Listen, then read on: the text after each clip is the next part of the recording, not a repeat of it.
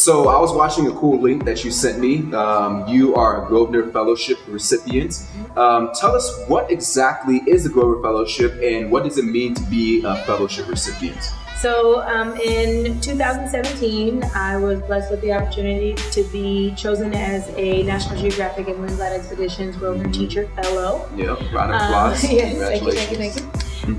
In order to be a Grosvenor Teacher Fellow, you are a certified National Geographic certified educator. Okay. And the process takes 3 phases to do.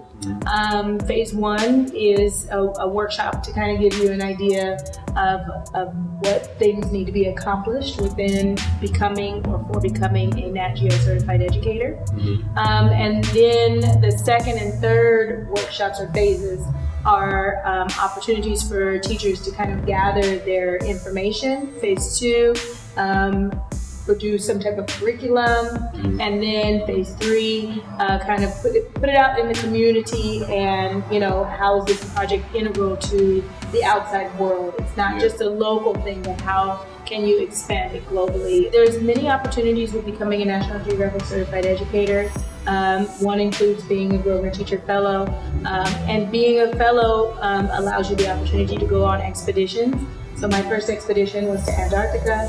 Yes, we'll get into some spicy details on that because I want to learn a lot about that for sure. Yeah.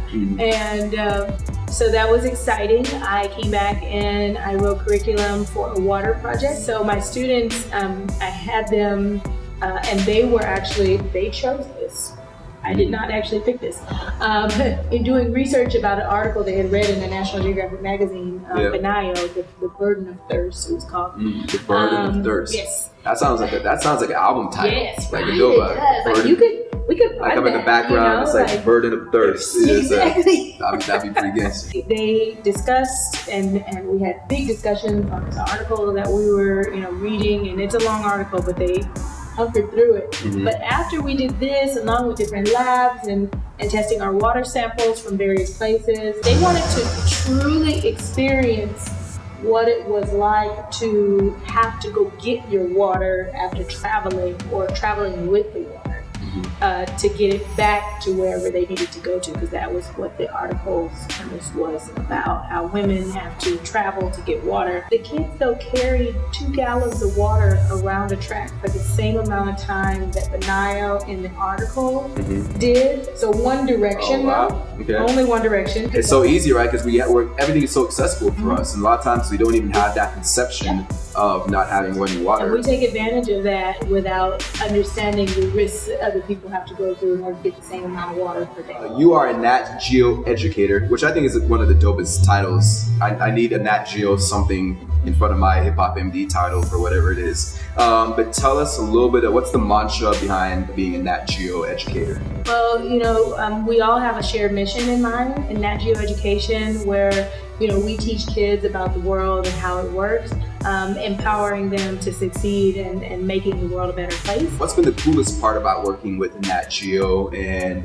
we'll go into later about some of the research and discovery stuff that you've done, but just as far as the title and being part of now this new community, what's been the dopest part about that? Meeting the people that are involved in National Geographic, and National Geographic Learning, National Geographic Education, and National Geographic Society, and their motivation for education and the value of education. I believe education to be the most valuable thing a person can have, because it's the one thing people can't take from you. Can't take away that knowledge. 100%. You are educated. That means that you can have a good conversation, or you know about something enough to be able to talk about it. That's what education is to me, and I want my students to be able to know and understand things all the way around, not just a little pinprick of information here or there, but how does that translate and connect to something else that you already know about as well? Welcome to Antarctica. My name is Kelly Meade, and I am a science teacher for Long Beach Unified School District. And we are here because we are the 2017 Grosvenor Teacher Fellows. And we're standing here in front of a Gentoo penguin colony that just had some chicks.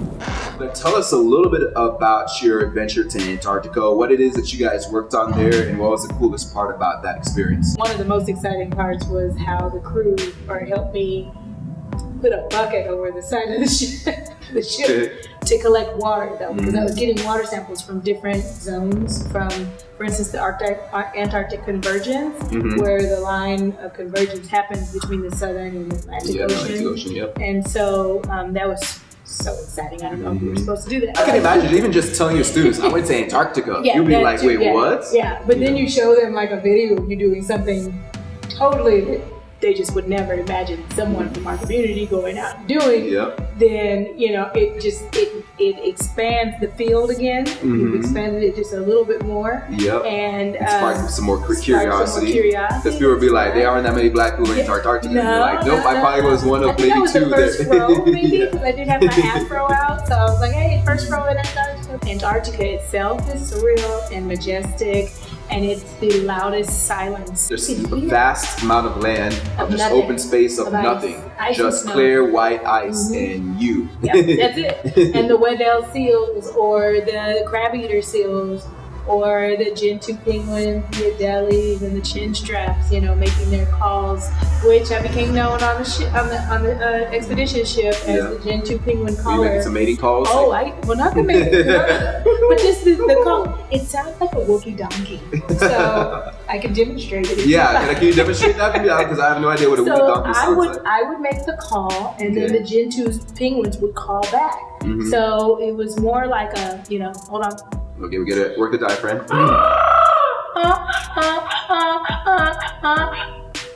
And that's what a gentoo sounds like. That's I don't even know if I can roll my. I don't even know if I can roll my tongue enough to be. It's a Wookiee donkey. While on this expedition, I have had the opportunity to speak with some very interesting individuals.